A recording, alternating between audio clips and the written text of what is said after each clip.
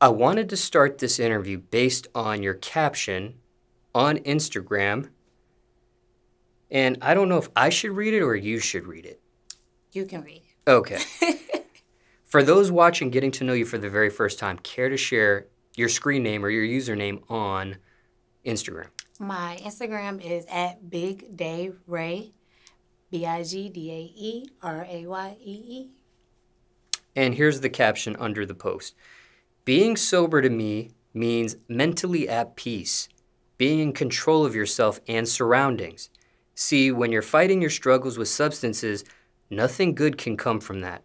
I got addicted to perks and pain pills so quick after I was hit by a car in 2020. I was depressed and insecure. I couldn't go a day without. When the perks made me sleepy, I'll chase it with Adderall and liquor because that's what made me happy. It was my definition of fun. I was frustrated with business, worried about falling, so I went harder. Worried about failing, so I went harder. So hard that I crashed out, literally. Abusive relationships, not talking to God, blaming everybody but myself. I hid my addiction so good from my real friends and family that I started to lose myself in the lights. I was depressed, wasting money, going out every night with the wrong crowd, fighting, spending thousands on bottles, blacking out, etc., just to blend in with the drunks of the financially stable community. When you drink, do you become full of rage? Are you obnoxious or emotionally all over the place? Do you wake up every morning and don't remember a thing? Your folks on the phone telling you what happened, laughing like it's funny. Well, I'm here to tell you that you have a drinking problem and all of them ain't your friends. Changing your environment comes first. You will never get a hold on drinking if you're working in the clubs 3 to 5 nights a week. Change your narrative. West Palm Beach, Florida helped me with that. 1 year ago today, God gave me yet another chance to live. That program changed my life. Met some amazing people and got a chance to disconnect from my world completely. I'm not embarrassed, I'm proud. You know how many weak people I see daily crying for help in these sections? Behind the music, on stage, at the bar. Yeah, this is my proud moment. There is a saying in Alcoholics Anonymous, it works if you work it. Hopefully I can change someone's life with this post. If I tagged you, thank you for everything. It's love forever on my end. And that was the caption on Instagram. And that was based on your 1 year of sobriety. Yes. Okay, let's unpack a few things because it sounds like alcohol was the addiction here, but there was also an addiction to perks and maybe some other stuff. So dissect that if you could. Well, for me, drinking has always been an issue. Maybe about since 2020 for sure, since the beginning of 2020. And it just got worse. Once you start to drink a lot, you kind of try to find other drugs to kind of keep you up. Because, like me, I had to get up in the morning and still make it on time to certain meetings and do certain things. Then I would see so many other people doing it that I felt like that I could do it too, but I couldn't do it without the drugs. That's where the Adderall came into play. I have broken bones, so of course you're prescribed Percocets for these things, and I just got addicted to not feeling anything. And so I could feel the slightest inch of pain, and I'm like, give me a perk, I need a perk. It got to the point where I wasn't even prescribed them anymore, and I was buying them off the street. It was just to kill the pain on the inside and the outside, really. So alcohol just became a way to forget about it. The blacking out, not remembering things. It's kind of good and bad, but when you're in the moment, you kind of don't want to remember. So alcohol is just the perfect route. So definitely addiction to alcohol. What about the other drugs that you mentioned here in this conversation? Definitely Adderall. I was on Adderall before I even started taking perks because, like I said, I had to get up. I'm working 7 nights a week. I'm servicing 5 different records at one time. I'm hosting different events. I'm managing. I'm project managing. And it was just a lot for me. The only thing that worked at the moment was the Adderall. And that's how I became addicted to the Adderall. Once I started mixing it with liquor, I realized that that was like the greatest invention ever, because with drinking you can only drink so much before you're passed out, throwing up, wasted. But the Adderall kind of pushed you, higher to stay up and keep drinking for as long as you want to. I could outdrink anybody. Such a terrible thing, but at that moment it was keeping me up. So that's where the whole addiction process came from. Was there an addiction to Percocet? Yes. I kicked that addiction the fastest out of all of them, though. I didn't like the way they made me feel without anything else. So if it was just Percocets, no alcohol, no Adderall, it would just make me feel tired and lazy and groggy, mean. I didn't like it. Have you beat the Adderall addiction? Yes, I have.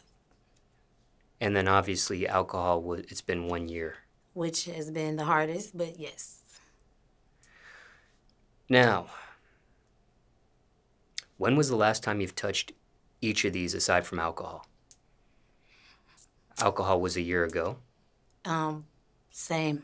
March 17th, 2021. For Adderall and Percocet too? Yep.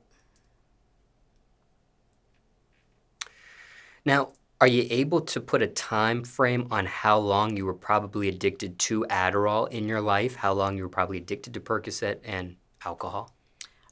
So Adderall, probably about 3.5 years. Percocets and alcohol probably about the same, probably about 3.5 years. And Percocets a year. And care to share what age this was in your life? Yeah, I was about 26, 27. Definitely working 3 or 4 jobs just to stay afloat, trying to figure out my place in the industry, figure out my place in the world on my own. Coming from Detroit, just came down here with no family, and I was just really trying to work my way out of depression. When it comes to depression, was that a self-assessment, or were you actually diagnosed by a professional? I've been diagnosed by a professional a few times in my life. Early on in high school, my brother was murdered. Around that time, went through grieving, counseling, even got on medication for it, prescribed. That was a feeling that I didn't like, so I would just push it off to the side and kind of just try to self-medicate. As I grew older, I found different things to self-medicate. I was always smoking weed as a teenager. But once I got to a certain age and started partying and moving around the world a little bit more, that's when I started experimenting with other things. Is marijuana something you still partake in, or is that? Yes, I do. I have to smoke a blunt. You can't quit everything at one time. I don't suggest it. It's not putting down a habit and picking one up. It actually takes the edge off, calms me down, keeps me going when I'm surrounded by a whole bunch of alcoholics. Pretty much helps me sleep at night. Now, when it came to alcohol, that was self-medicating? Very. Self-prescribing? Very. A doctor doesn't prescribe alcohol. But what about Adderall? I know, according to your post, Percocets were a prescription because of the car accident. But what about Adderall? Was that prescription, or was that? Never. Never got a prescription for Adderall, ever. And would you say you were self-prescribing yourself with Adderall? Yep. Made me feel like I need it, that it was healthy. All the college kids take it. It's cool. I'll be fine. Now, when it comes to Adderall, was that an addiction that was right away, or it took time to progress into it? It took time to progress into it. once you take an Adderall and you get the feeling of being able to stay awake, working in the industry I work in, it's life-changing. It's like your go-to. You don't even have to be clinically depressed or anything like that, but you're so tired with working so much, so long hours. You don't get home till 6, 7 in the morning, and you got to get right back up again. It's the only thing that keeps you up. And I'm not a coffee drinker, so I've never experimented with that before. So once I realized how it kept me awoke, I started to feel like I need it. Like, even if I couldn't find it, I would spend days on trying to find somebody to sell me a prescription. It was bad. This industry that you're mentioning here, what industry are you referencing? The music industry. And for those getting to know you for the very first time, care to share or shed some light on that a little bit deeper? Sure. So I service records. I have been servicing records for a lot of the labels in the industry as well as the independent labels for about 6 years now. I started off working with the DJs, and then I got hired into this vendor system with 300, Def Jam, and then my longest contract was Interscope. Servicing records, which means that you make sure the entire city is playing it. Not the radio, not the ads, not any of that. You're making sure the city is on the same point as the internet as well as the radio. So my job, which is probably the hardest job in the industry, which is the streets. It's literally all ground marketing. You out in the field 24/7. I never got the opportunity to sit behind a desk and work for a label or work off my computer. I actually had to go outside. And that is what got me to the point of feeling like I needed certain things to keep going, because as a woman, I already have to work twice as hard as the next person. So in order to keep getting these contracts from these labels, I had to show and prove that I am the one that they need to hire to break these records from small to major artists. And you were behind the scenes of one of the previous interviews I had done with Street Butt. Mm-hmm. From the beginning of that, he went on to do the rap game when he was 12. He won the rap game with Jermaine Dupri. Shortly after that, we signed a contract with Solid Foundation, Quavo. He's been with him since he was 16. He'll be 18 this year. I kind of micromanage the project when it comes to certain things, album releases, videos, press releases, kind of things like that. Shout out to Street Bud and Corey, Momager of the Year. She kind of handles the main part of that situation, especially since they moved forward to work with Solid Foundation. So I am just kind of really, really behind the scenes with that. But in the beginning, I was on hand, and that was a 24/7 job. He was a kid.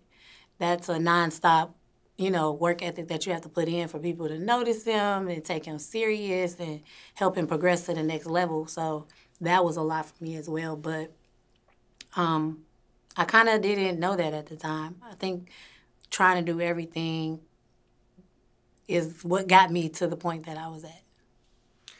And just for clarification, when I say you were behind the scenes of that, you were present off camera on the very first time I had the chance to interview Street Bud. Definitely a good experience. Now, what about Percocet? Was that an addiction right away, or took some time to become one? It took some time after surgery, because once I got released from the hospital, I didn't get surgery until maybe like 2 weeks later. And once all the drugs and everything started to wear off, I went into surgery, got out of surgery, and that's when the pain was kicking my ass. And so I think I was doing Tramadol. I was on Tramadol first, and it wasn't strong enough. And so I started taking the perks, and they made me feel absolutely nothing. And I like the feeling of not feeling anything. I'm already an alcoholic, so I couldn't even drink at the time because I was on so much. I didn't want to risk it and, mix too much. But once I started taking the perks, after I healed, And after I started to be able to move around again, that's how I knew that I could chase it with the alcohol. And you were experimenting with the mixing of these drugs on your own? Definitely on my own. Nobody knew. At what point did you realize either of these drugs, the Adderall, the Percocet, the alcohol, was an actual addiction? When I started to tear people around me down, you know, when you make mistakes, it's cool to make so many mistakes, you know, growing up as a human being, whatever the case may be.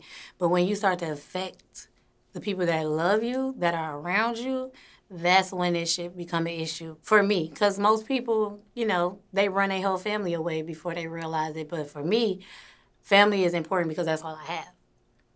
I don't have any kids or anything like that. So once I started to realize that I was affecting the way that people felt, I knew there was a problem. Even still, it took me months to get to that point of, you know, being a cry for help. But it was hurting. It was hurting the people that cared about me the most. Because you kept this from people and you kept this from everybody, or were there certain people that knew? I kept it from everybody. I mean, certain people knew about the Adderall. A lot of other people, you know, take Adderall to stay up. It really wasn't a thing. But as far as taking them as much as I did, I don't think too many people knew. But as far as the Percocets go, nobody knew.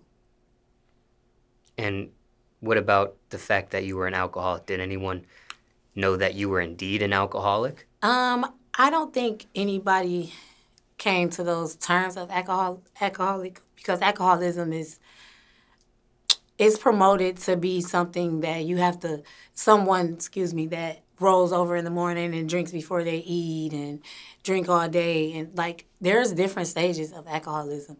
So I felt like they knew that I had a problem, but they also felt in their heart that I could control it because I'm so strong, because I was always that person that overcame all obstacles, that they trusted me. So I hid a lot of things. Would anyone step to you and say, hey, are you acting like this because of this drug? Were there people in your circle poking at some of this stuff that you were hiding? Nope. And that's why I stressed in my post that you have to change your environment, because sometimes you could be surrounded by a whole bunch of people that will never call you out on your mess, let you drive sloppy drunk, don't never pull you to the side and say, hey, what's going on? Are you okay? Certain things like that. Nobody really said anything. When it came to backing up, when you said nobody, what about a significant other?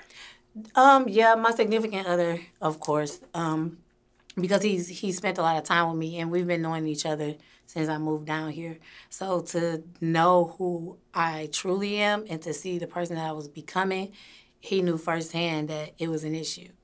But at the time, he had so much going on within his own life, I think that he didn't really see the problem until he got involved, which took some time. And for transparency, your significant other that you're referencing or referring in this interview is sitting to the side of us off camera. Yes.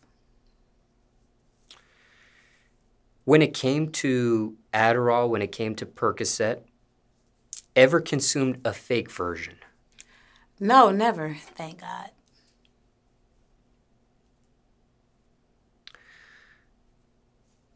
When it came to quitting, did you mention that in the post, what your reason for quitting was? I didn't really say it, but I said it when I said crashed out, literally. I ran my brand new Range Rover into someone's house. So that's what I meant by literally crashing out. Can you take us back to that moment? Yep. It was March 17th, 2021. And yet again, another drunk night, fighting through my pain and not dealing with my issues, hanging out with my friends. Nobody said enough was enough, too much. No one told me not to drive. And so I did. I jumped behind the wheel. And in the area that I live in, it's kind of rural and dark. It was raining that night. It was very foggy. I was flying. Jumped the curb, couldn't stop on the wet grass, ran straight into the porch. Your own porch? Nope. Someone that lives off of the side street. Still never met the person to this day. Blacked out. Don't remember anything that happened after that. But my husband has my location, so when I stopped answering the phone and he got the ping that I was near the house, he got in the car to come find me, and he saved my life. And what ended up happening with that recovery there? Once I was released from the hospital, I started looking up different rehabilitation programs. At first, I was looking for an outpatient, but as I started to research more and more, I wanted to push myself to do something that made me uncomfortable so I could take it more serious. So I looked for an inpatient program, and I found one in West Palm Beach, Florida, and I literally went to the airport the next day at like 2 o'clock in the afternoon. And you take this upon yourself? By myself. No one told me to do this. No one asked me to do this. It's something that I felt like I needed to do. As any human, you can only take so much. But if something like this does not scare you into getting your shit together, then you really have a more serious problem than I've ever had. Because losing your life or losing your relationships or anything like that, if that does not scare you, you really need to go to counseling. Like, I suggest that because a lot of the times we don't never really think we have a problem, but all the while we've had this problem for years. And it never came to the surface because you won't allow it to with all the drugs and the drinking. So once you get a clear mind and see what you're losing and what you're risking, you'll see it's not worth it. In that car accident, were you injured in any sort of manner? No, by the grace of God. I had a few scrapes, bruises, scratches across my face from the airbag. But that was pretty much it, especially coming from the previous accident in 2020 that got me addicted to the Percocet. I was concerned that something else happened, I re-broke something, and like I said, by the grace of God, it was nothing wrong with me. What ends up happening with the car? The car's in the shop. It was a lot going on with the insurance and all of that because I was drinking and I wasn't at the scene because, like I said, my husband came and picked me up. So we had to go through a lot with that to get the car back. And so you'll see her on the road this summer with a new color. Now,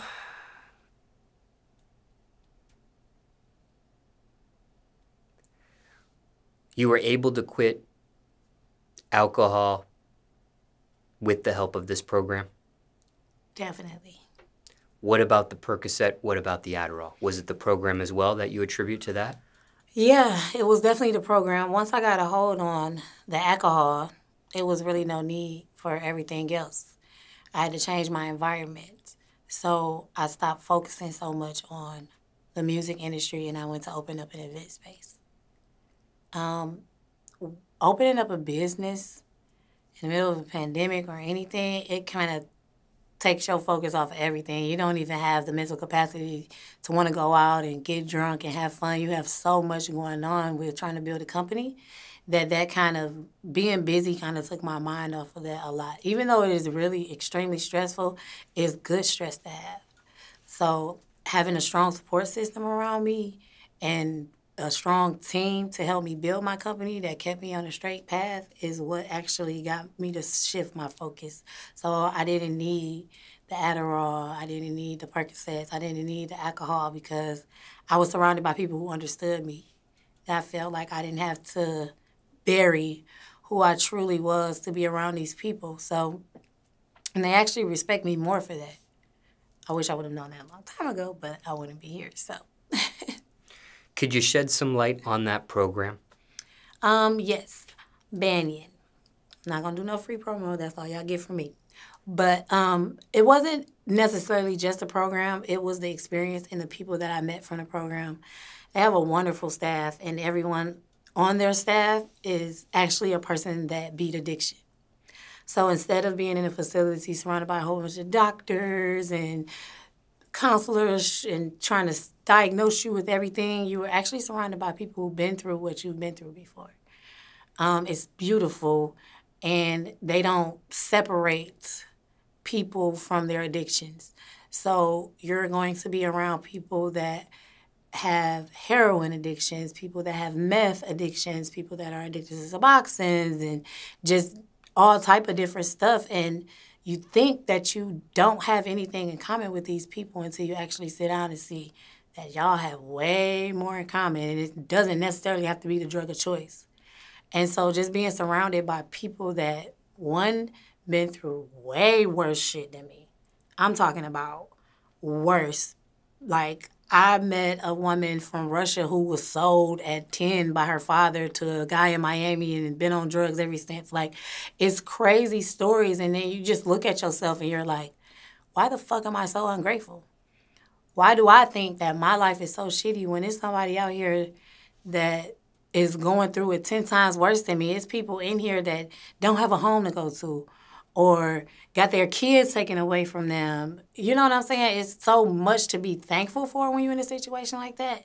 That is why that whole rehabilitation program changed my life, because it gave me an outlook on how fucked up life really can be for other people, and I was just being selfish.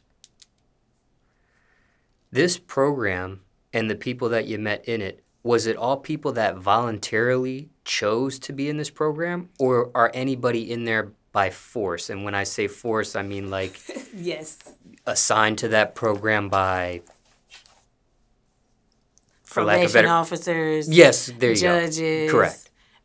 Things of that nature. Yeah, there were a few people that were forced to go to a rehab. They didn't necessarily have to go to that one. But in any rehabilitation program, I think you're going to find people out of jail or people that are in a halfway house that need to complete this program because they feel like it's, I don't know, I guess they feel like it's a part of the self-healing process when it comes to parole and probation and things like that. So it was just a few people. It wasn't that many. Do you complete the program? Yes. So everybody has different steps based off of their addiction and how long they're in detox. With my situation, I think I was only in detox for 7 days, so it was just a month. I didn't have to go to an outpatient program or be transferred to something else because of the support I had and how far I came in the program. There's literally like 7 group meetings a day. I went to every single last one of them. I had 3 separate counseling sessions a day with different counselors. Like, it was a lot, but when you do it, that's how you complete the program, because they see that you're actually trying to do it. And plus, I had other things that I needed to get home to. I couldn't stay in there for 6 to 8 weeks and my whole life falls apart while I'm in here. And that was another thing that I had to be thankful for that pushed me to complete the program, because I had a lot more to lose than a lot of people, and I'm sitting here wasting my time because I can't get my shit together. What got you to choose this program specifically out of all the programs that you were researching that were inpatient? There is a national hotline for rehabs, and for some strange reason, I don't know, I think it was God or a higher power, I got connected to a woman that was well invested into my story. She was so invested that she wanted to find the best program for me. She wanted to find the best facility, somewhere nice, somewhere far enough away from where I'm trying to get away from for the moment. And she actually found the place for me. She set up my ride to and from the airport, literally everything. So I wish I could remember her name, but it's a national hotline. So if anybody's out there trying to go to a rehab, you can Google it, and they will help you narrow down your search history and kind of pick the best place for you. Do you remember what hotline this was? I do not. I wish I did. I cannot remember. I was coming down off of a high, upset, emotional, drained. I literally just Googled something. First thing that popped up, I was looking for a place in Georgia until I got on the phone and started talking to the lady about everything, and she recommended I get out of Georgia. So I did it. Now, when it comes to cost, what does something like this cost? Does health insurance take care of it, things of that nature? Health insurance does play a big part in it. Rehab is expensive. It is. But just because you don't have insurance or the money to pay for it doesn't mean you cannot go. A rehab cannot refuse a patient. They also cannot kick you out if you don't have any money. So a lot of people don't know that rehab is just like a hospital in a sense. If you go through the emergency room, you don't have to pay a copay or pay up front. You just get billed for it.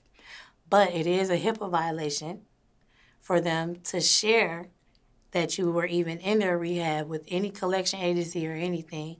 So there's a way you can get around it. You can even set up a payment plan and pay $500 or $100 here or there. Just find the best facility that's not, because a lot of private facilities will force you to pay, but you have to find a government facility. And this one was? Yes.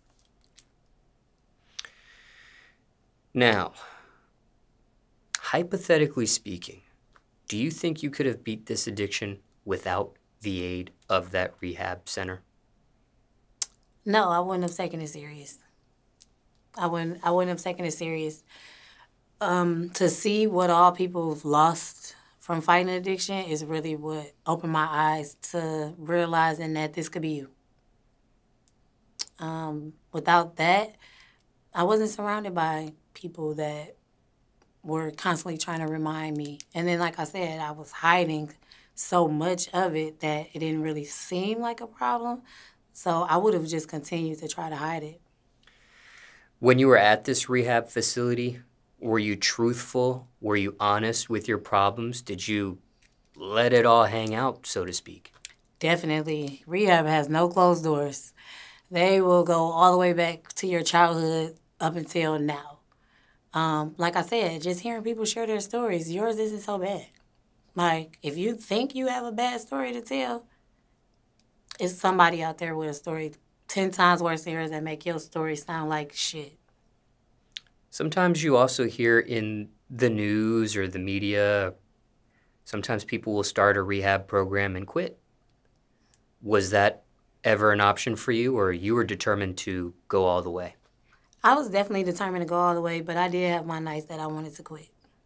It's hard. It's not jail. You know what I'm saying? Like I said, the facility I was in, I had freedom to do whatever. I could go outside, get some air, pray, breathe, you know what I'm saying, take a minute. Facilities that lock people down and kind of try to control their every movement, that's when they kind of want to give up because they feel like it's jail. For me, I kind of missed my family, missed my bed. I missed the freedom that I worked so hard for to give myself. I couldn't even go to the store if I wanted to. Like, little things like that is what make you want to stay. Any authority, period. I mean, we grown, but when somebody get to telling you what to do, when you used to being a boss telling people what to do, it's like an ego issue. It was some times where I was like, lady, I make more than you. You better move out my way. But I had to put my ego to the side and focus on the program. Now, prior to you doing the rehab facility, were there attempts at you trying to quit any of these addictions? Yes, there was. I would always start my New Year's resolution off with not drinking, don't drink. I've even went, 2 to 3 weeks without drinking. Like, yay, I did it. Okay, where's the tequila? But those were small milestones that I was just trying to do to prove to myself just so I could be ready when somebody say, you need to quit drinking. I can stop drinking anytime. I don't got to drink. I can quit when I want to quit. So I would do those little 2 or 3 weeks of not doing it so I could prove to myself that I didn't have a problem I don't think that works. I don't know if it works for anybody else, but 2 to 3 weeks of sobriety is not sobriety. It's a giving your liver a rest. What do you think made it different this go-around versus the 3-week go-around? Because at this point, it's been a full year. This go-around, it was where I was in life.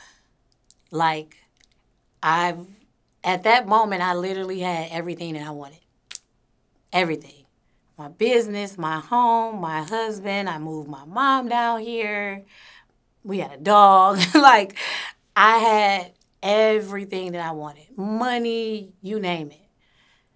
I felt like, why would you be willing to risk everything that you've ever wanted in your life, everything that you worked hard for the past 12 years of your life? Why are you willing to throw it all away for an addiction that you can't come to terms with saying that you actually have? I've never said that I had an alcohol problem until I stepped into rehab.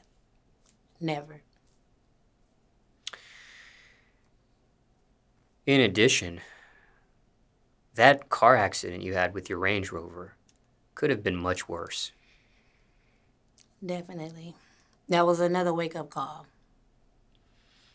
I would have been completely ungrateful to get up, walk away from that accident, go back to the club, drink again, and jump in another car. Because I had car options. Driving wasn't an issue. But I would be completely insane to do that, thinking that God would give me yet another chance to fuck up like this again and walk away without a scratch. People don't get chances like that. Not only did you walk away without a scratch, you walked away without catching a body, too. Exactly. You could have been, hypothetically speaking, doing that rehab program in prison. In jail. Somebody could have been sitting in their living room watching TV late at night. Thank God it was like a vacation home or something like that, baby. I don't know what it was. I think it was like an Airbnb or something like that. But again, that was God. Like, it was something in the universe that was stopping me from ruining my entire life. And I couldn't look past that. I had to understand the obvious. You mentioned that Percocet was the easiest for you to quit, and then Adderall, and then alcohol was the hardest. Why do you think alcohol was the hardest? I've been doing it so long. Like, it was a part of me. Everybody know when I see Day, she gonna have a drink. She's gonna drink, she gonna pay for the drink, she gonna buy everybody a drink. It became a part of me. I did it for so long. And like I said, doing what I do, always being in the clubs, it's free. Like, I was just talking to my big bro Malik, bottle broker on Instagram, one of the best security guards in Atlanta. Shout out to you. And he said some real shit. He was just like, in the club, you're surrounded by all of your vices, and they're free. How do you walk away from everything that you need in the club if it's right at the hands for free because of who you are? Before you even put your coat down, shots, here, take a shot, bottle, this, that. You want some cocaine, go to table 9. You want some weed, go to table 1. You want some perks, go to table 3. It was accessible. So why would you put a crackhead that's trying to stay off crack in a trap house? It didn't make sense. So, yeah. And that was the actual order of the history, too. Alcohol was the drug you've done the longest, and then second would have been Adderall, and then third would have been Percocet. Mm-hmm. There is marijuana in the equation. There is. Is that an addiction? No, it's not an addiction. Okay. I can go all day without smoking weed. I don't have to smoke to eat, and you know what I'm saying? Can't sleep without it. It's not an addiction. It just, for me, it just takes the edge off. Okay. Like, keeps me cool and calm because I run an event space. So I have to be around liquor. I have to be around people partying, drunk, having a good time. But now I'm on the other side of that. So I might have to clean up 3 vomit incidents in one night, and I'm going to have to go off and smoke me a blunt at some point to calm down because I can't believe that I'm doing this, but I'd rather be on this side than that side. I'd rather be the person cleaning up the throw up than the person throwing up. And that equation there, as I was mentioning, alcohol was the longest, second would have been Adderall, and then third would have been Percocet, and Percocet was the easiest one for you to drop. Yeah. That was the lightest one you were on, and then Adderall second, then alcohol third. What have you noticed? Well, before I even go there, when it came to Percocet, were there withdrawals quitting with that? Yeah, definitely. You got the itching. you got the excessive going to the bathroom. Just understanding the painful sensations that you have to feel that you would have been used to by now had you not drugged yourself up with it, because these are lifelong conditions. I'm always going to have metal rods in my body. So do I always need a Percocet? Like, I had to think about it like that. So coping with the pain was easier to do for me. That's why I had the alcohol and the different things without the Percocets. So without the alcohol, once I quit the alcohol, the Percocets, they made me feel dumb, numb. I didn't like that feeling because I still got to move around and work and, be free. When you're on alcohol and Adderall, you can do all of that. You fucking lit. And you got Red Bull, liquor, Adderall, weed, you know what I'm saying? But when you just on a Percocet, you be ready to go to sleep. What about the Adderall? Was there any withdrawals with that? Honestly, I couldn't really tell you because I got off the Adderall and the alcohol at the same time. And I do believe they kind of have the same withdrawal symptoms, which are like the chills, shivering, shaking. You could possibly have a seizure, not sleeping, bad dreams. The list goes on and on. How long do you think those Percocet withdrawals lasted for you? Approximate time frame? Probably a couple weeks.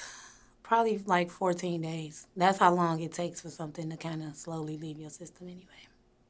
And what about Adderall and alcohol? Yep. So for the alcohol, it took me 7 days to finish my withdrawal. Probably the same with Adderall. Did you relapse at all during the road to sobriety? No, I do drink wine. So when I made the post about mentally at peace, it's fighting all of your demons, getting in front of everything. Self-forgiveness, that's number one. Blaming yourself, that's what causes depression, by you not being able to forgive yourself. So you kind of got to move forward. I lost my train of thought. Was asking if you relapsed at all during the road to sobriety. Right. So knowing myself and what causes me to have these triggers with alcohol, it made me not even want to drink hard liquor. Wine, red, it doesn't do that. It doesn't even have a high level of alcohol. And so I've actually found a new hobby. Like, I like wine. I like wine tastings. I like trying to figure out what kind of wine this is, what year this is. Want to go to the distilleries every now and then. Like, it's different stuff that pulls me into that doesn't get me drunk, out of control, and irate. Because, you still want to have a good time. You still want to kind of blend in, but you don't want to drink. So I would drink a glass of wine with my girls when me and my husband go out to dinner, when I'm working an event at the end of the night. You know what I'm saying? Just kind of mellows me out. It makes me go to sleep. I haven't had no wild, crazy episode off of wine. It doesn't make me drunk and irate. So as far as relapsing, I think that did help me with not falling back into the hard liquor and the tequila. But alcohol and Percocets, no. I mean, yeah, no. Mm-hmm. You mentioned you had a strong support system. Who was included in that? So, my mom, definitely my mom. When I said I hid a lot of things, I think she saw me drunk, and that really hurt me because it hurt her so much. My husband, Corey, my sister, my best friend, and a few other people around me at the time that were helping me run my business. They kind of showed me that they had my back no matter what. Even though they weren't the ones that pushed me to do it, they were the ones that was telling me everything's gonna be okay. Even after I came home from rehab, nobody would drink around me. It was so weird. I was like, oh my God, y'all are being annoying. Please have a drink. I'm okay. And they wouldn't do it. And it took a while. It took me at least 4 to 5 months to even have a glass of wine. And I had a glass of wine with my mom at an Italian restaurant.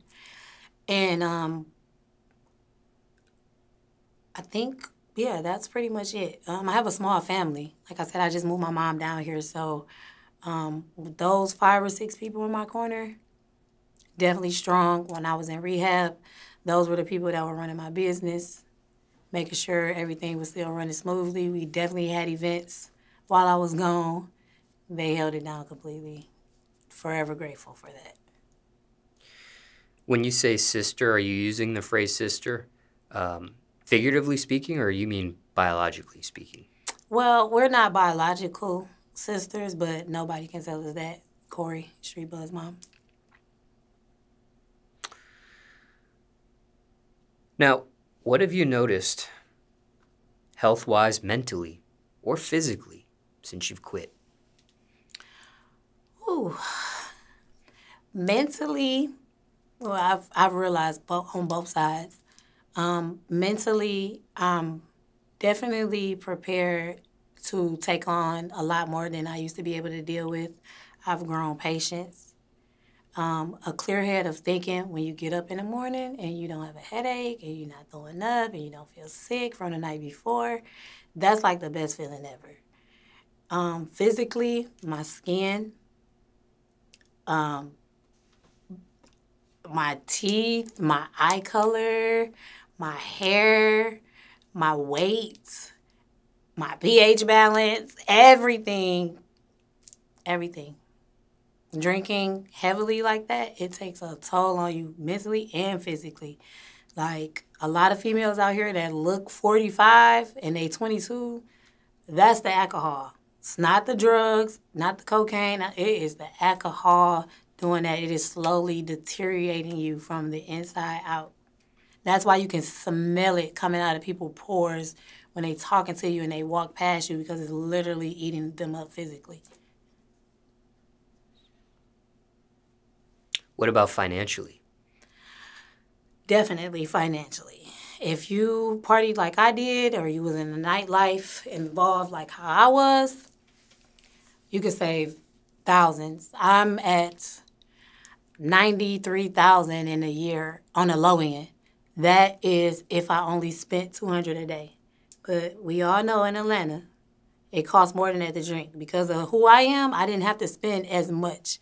But if I wanted to grab a section, you can best believe it was $1,500 to $2,000 every weekend, every other night. So on the low end, I'm probably about $93,000. I posted that on my Instagram as well. Now, we're winding down here, but if you feel like you've answered these next few questions already, then you can skip it or add on to what you've already said, and if not, feel free to provide an answer. But what did this entire experience teach you? What did you learn from all of this that we just talked about? Is there a bottom line? The bottom line that I learned from all of this is self-love. That is what I learned. A lot of people that dig into addiction and, self-coping and using all these drugs as coping mechanisms, they have a deep inner issue with self-love. And in order to find that, you have to find yourself and find peace with yourself. Not who everyone wants you to be, not what Instagram is talking about, not what's the new hot thing. You have to be okay with who you are. And don't let nobody else tell you who that is. You have to love yourself. That is the main thing that I learned. And, you know, as far as the eye can see, nobody could look at me or anybody else on the street and be like, oh, that person doesn't love themselves. Like, it's a facade that you got to put on every day. It's exhausting. Once you love yourself, you will feel like a burden has been lifted off your shoulders. No more proving to people who you are. Wear what you want. Wear your hair how you want. Be who you want to be. In a room full of people who are themselves, it's okay to be whoever you are. You do not have to blend in. Self-love.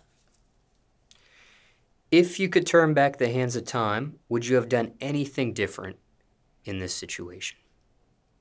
No. I don't regret anything that happened to me in my past. I feel like I wouldn't be where I am right now if it wasn't for everything that I've been through, starting from being a child all the way up until now. So, no, I wouldn't change anything.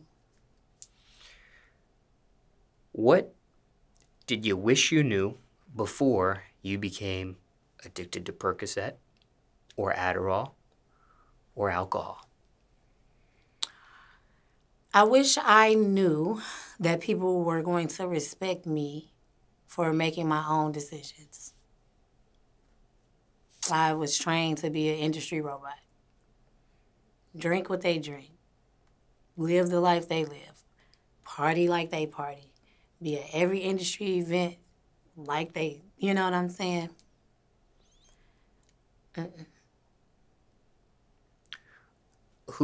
When you say you were trained,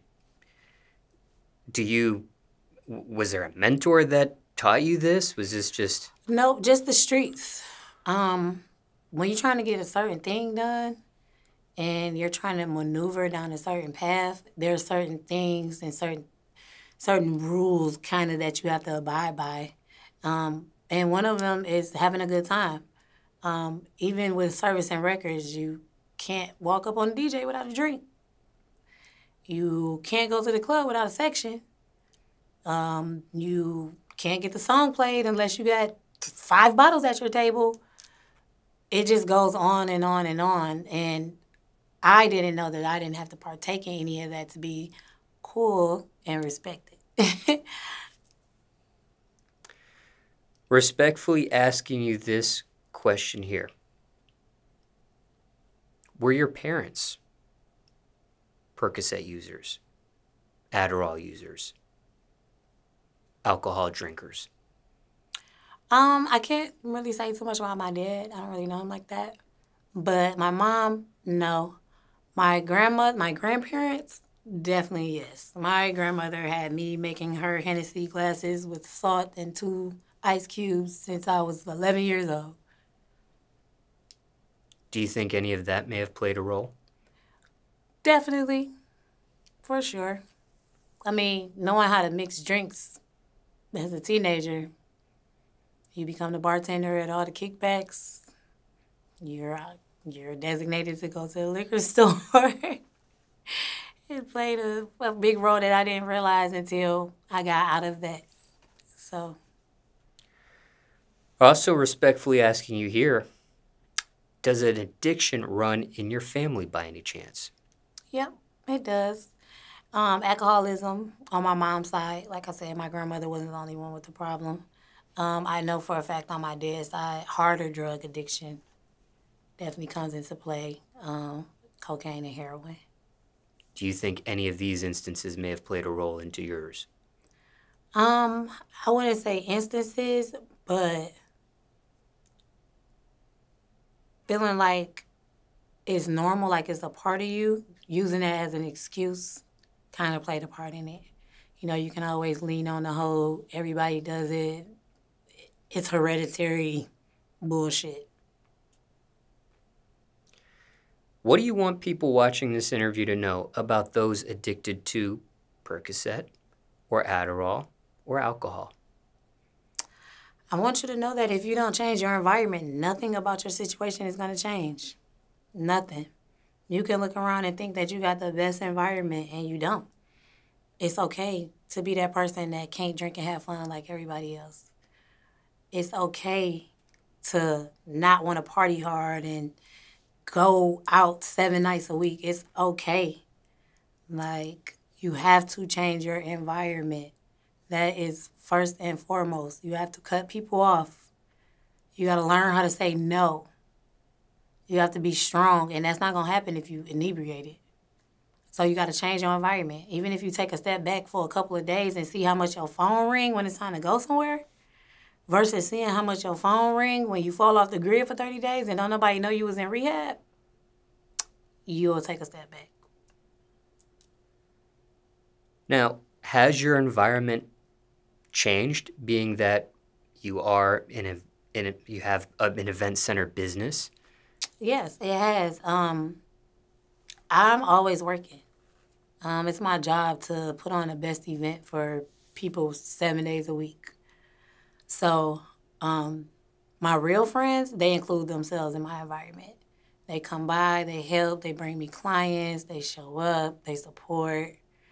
It's not really any bad influences around me that I have to say, no, I'm not drinking. No, I don't drink. No, don't force me to drink. Everybody that's around me respects what I'm doing. They even walk up on me from time to time and cup check me because I like to put my Red Bull in a cup with ice to keep it cold because I like to sip on it all night. I get cup checked all the time, and I'm like, yo. But sometimes people need that. What about being present at an event and there is liquor being poured? Sometimes I'm the one pouring the liquor. But once you go so long without alcohol and you smell it, it's like you don't even want it. Like, I drink sweet red wine, so you compare that to liquor and you're just like, mm-mm. I don't even have the urges for it. I hate the way it smells. Sometimes it gets on my hands. I'm completely okay with not drinking alcohol. I feel like because it's been a year, and I'm in a good headspace. It's not about really the addictions. It's about the headspace that you're in. Once you overcome all of that bullshit from your past that had you on a bad track, you don't ever want to go back to that place again. I have enough struggles with running a business. I couldn't imagine being a fucking alcoholic on top of all the stress that I got to go through with my building. Like, imagine being at work super drunk and the toilet is clogged up and now the bathroom is flooding and you too drunk to call the plumber. Like, it's just, nah. Can't do it. Now, in this interview, we've been using the word alcohol, alcoholic, alcoholism. Because you do drink wine, which does contain alcohol, should we be a little bit more specific in saying maybe that you've quit the addiction of hard liquor? Mm-hmm. Definitely. Like I said before, anybody that's fighting an addiction knows it's mental. So if I wasn't even in the right headspace, I wouldn't even pick up a glass of wine. So even in NA, because that's narcotics are Percocets. There's no other term to kind of, you know what I'm saying, dumb it down. But, I mean, just to be clear, yeah, I fought the addiction from liquor. Like, hard liquor, no. Almost done here. Mm-hmm. Now, circumstances could be different for everyone. But generally speaking, let's say somebody's watching this interview and they're trying to quit an addiction to hard liquor, Percocet, or Adderall. Anything you would say to them? Do you really want to quit? Because that's what it boils down to. It's not about just because something bad happened. You got scared. You dusted it off. You're fine. You still drive home drunk every night. Do you really want to quit? That's it. If the answer is yes, you'll do what you need to do to quit. Anything else you want to mention about an addiction to hard liquor, Percocet, or Adderall, or question you were not asked, people want to know about any of these items? I think you kind of touched the bases on everything. Really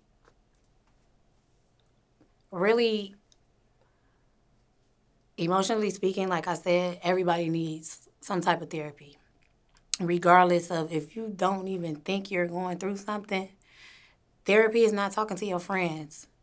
Because the first thing your friends gonna tell you is, girl, fuck that shit, let's go get drunk. Girl, come on, we finna go get a drink. You gotta talk to people who aren't going to push that narrative off on you thinking that every stressful situation causes for a drink. Every celebration causes for a drink. What are we celebrating? What are y'all celebrating? You got to pick and choose the times that you actually do want to have a drink and the times you do actually want to get drunk. Those are two different things. If you can't control your drinking levels to know when you incapacitated, you don't need to drink. That is a form of alcoholism. Just because you don't wake up in the morning and grab a pint off the floor doesn't mean that you're not an alcoholic. That is a form of alcoholism. So, stop trying to find the answers into these small substances. They're not in the club. Your friends don't have the answers to them. Go talk to somebody. Go and get some help. You'll see how much easier it is to control your alcohol when you have a clear mental. Have you cut people off? A lot of people cut themselves off. Once I told everybody I don't drink no more and I'm not going out to this party to buy sections and I'm not pushing this song and I'm not servicing this record, my phone stopped ringing. I have very few friends that show up, which are my support system, sorry. Oh, I didn't mean to cut you off. No, you good. Have you actually quit that business of servicing records and things of that nature? Yep. I actually quit to focus on my event space. But when I do come back into the industry, it'll be onto a label, hired in salary-wise, working for them, project managing, overseeing marketing, artist development, things like that. As far as going out in the club and servicing records and stuff, I don't think I could do that. I don't drink. So being in the club 7 nights a week with a whole bunch of drunk people getting on my nerves while I'm trying to get a record played, it kind of don't mix. So coming back into the industry later this year, probably third quarter, it'll be behind the scenes, not behind the DJ booth. So for all intents and purposes at this point, the only thing publicly that you're doing is the event space. Currently, yes. Yep, which is curating, event planning, decorating, pretty much everything, no matter what it is. Even if I get an artist that comes through and they want to have a listening session, I curate the listening session, I'll create the DJ invite list, I'll make the flyers, pretty much the same things that I was doing for just artists, I'm kind of doing it for everybody now. Care to share the name of the event space or the company that you have that? 1014 TEN14. It's actually my birthday. I'm a Libra, everybody. But yep, right on Northside Drive, right off 75, right across the street from Diamonds. If you're ever in an area, pull up. We open 7 days a week. We also have a shop in the front, so it looks like a clothing store. But then when you keep walking inside, you'll see 3 different venues. We have a lounge, a bar, a ballroom, a dressing room, full kitchen, pretty much everything you need for an event. If people want to get more details on that or hear or see pictures, videos, things of that nature, where can they get that information? You can go to book1014eventspace.com. You can type in 1014 on Google. You can go to @1014events on Instagram and Twitter, Facebook as well. You can fill out a contact form, or you can schedule a walkthrough. Like I said, 5 days a week, Monday through Friday, you can schedule your walkthroughs. All our personal contact information is in there. Link is in my bio. It's pretty easy and accessible. As previously mentioned, you hid your addictions from the public, but you did come out in the public and say that you are 1 year sober from hard liquor and Percocet and Adderall. What got you to do that?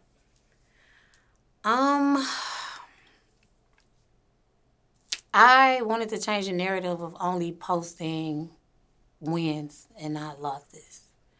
You never know who or how many people you can inspire just by saying something. I mean, I even know a handful of females that need help that won't say anything. And so me being the person that I am, with the following that I do have, I felt like it was more beneficial to let that out versus keeping it in. So I was worried about what people may think and how people might look at me, but like I said, I'm the strongest person in the room because I'm the only person that stepped forward and said that I actually had a problem. What's been the reaction to the post so far? I've been getting good reaction. I'm not ready to be a sponsor yet because I do know that there's a lot of work. So I will say that to people. I don't mind holding your hand and walking you through it, recommending different programs, different AA meetings to go to.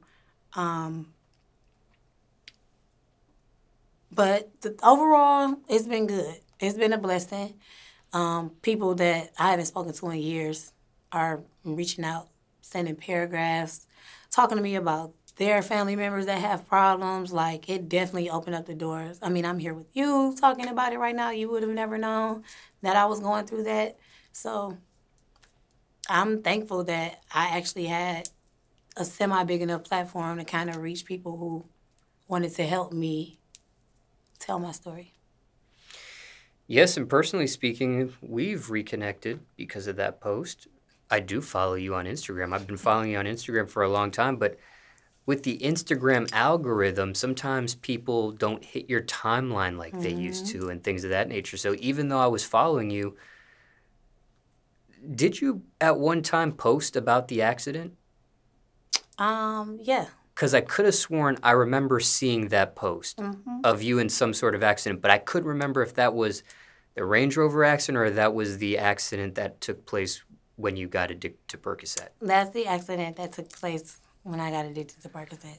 I do remember seeing that post, but other than that, you have not hit my timeline in quite some time. But I did see the post about the 1 year of sobriety, which led me to reach out to you for this interview and you to share your story because, as I told you off camera, there's only but so much you could really throw in that post. Yeah, I'm glad you said that about the accident because the accident that you did see me post about is what actually caused my spiral, my downfall. I was hit purposely by someone that I know.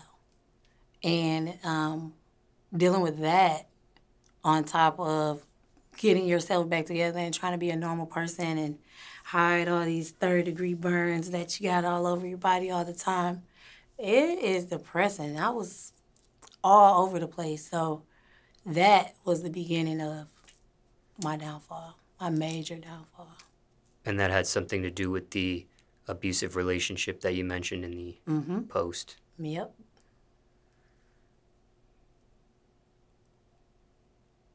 So that was 2 cars, 2-car accidents. The first one was out of my control, but the second one was completely in my control. And I don't ever want to be in another car accident ever again in my life. You mentioned God in this interview. Do you follow a religion? No, I don't. I'm glad you asked me that. I believe in a higher power. That's me. Jesus healed from the streets. He never had a sanctuary. I'm not a church person. I'm cool on some Bible scriptures, but as a whole, religion is not my thing. Sorry if I offend anybody, but I do believe in God, and that is all that matters to me. And what led you to this line of thinking?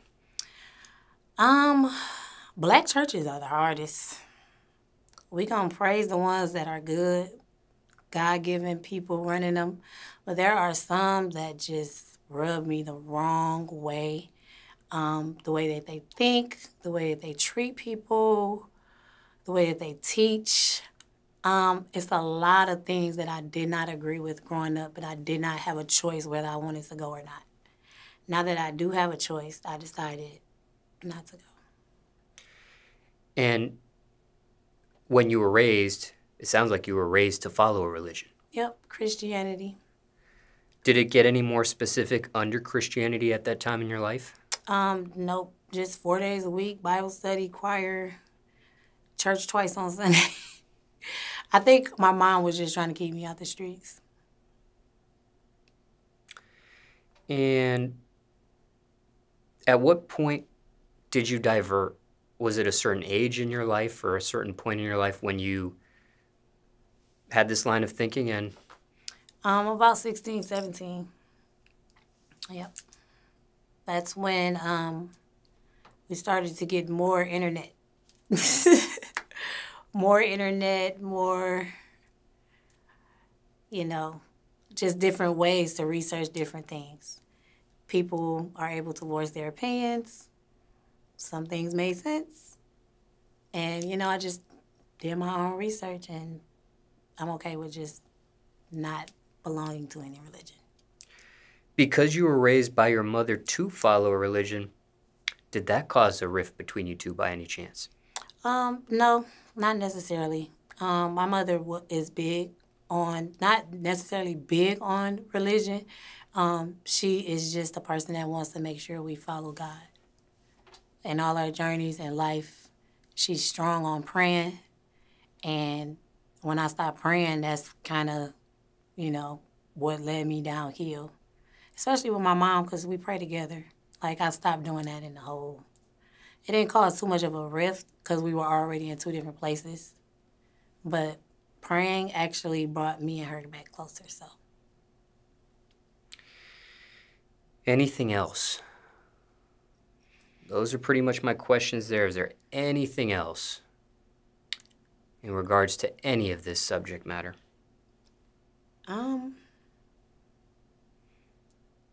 The life is going to be full of no's, disappointments, downfalls, turmoils, trauma, drama, back to back to back. You have to find a different way to deal with stuff like that. Death, past childhood experiences, it's not going to get any better. Life is always going to throw a curveball at you. And if you do not figure out how to deal with these things before they even take place, you are going to fall and you are going to crack. Most people lean on substances and abuse them. Other people commit suicide. Some people don't eat. I can go on and on about the things that happen mentally for a lot of people that feel like they're out here alone. Get a strong support system, talk to God, and always believe in yourself. If you believe in yourself, you can pretty much do anything. Never lean on one person for everything. Your boyfriend is not God. Your sister, your best friend, your cousin, your mom, you can never put your pressures of life all on one person. You have to figure out a way to spread all of that out, get it off your body, and move forward. Do not let life tear you apart. Good or bad. It's rich people out here with not one care in the world, a million problems, because they do not know how to deal with it. Find a way to deal with it. Tackle that shit before it even become a problem. That is the only advice that I have for people out there struggling. And one more thing, what about that abusive relationship that led to the car accident, that led to the downward spiral? Mm-hmm. What was the outcome of that? The outcome of that, he was arrested for aggravated battery with vehicle, of course. He made bond maybe 2 months later. It's an ongoing case. We still haven't been indicted to go to court yet, but the maximum penalty for that sentence is 15 years, and that's what I'm pushing for. I've never been on this side of the law before, and I'm praying that it works in my favor because there's a lot of women out here going through domestic issues with people that they felt and they thought was the love of their life. That's not it. A small fight turns into a big fight. Big fights turn into constant fights. You think it's normal, it's not normal. You got to get out of there as soon as possible because it can end up with you getting hit by a car, shot, stabbed, I mean, you can look on Instagram and see all these killer murder stories about men killing. Like, get out before it gets to this point. Nobody wants to break up with the potential love of their life. Not everybody handles you walking away as you planned. Sometimes people feel like you can't leave them or you're going to leave this world, and that is real. So with that situation, I'm praying that he doesn't do it to somebody else, if it hasn't already been done. But people don't change. They just change the person they do it to. So if I could stop one person, I'm cool with that. And for time reference, it's March 2022 now.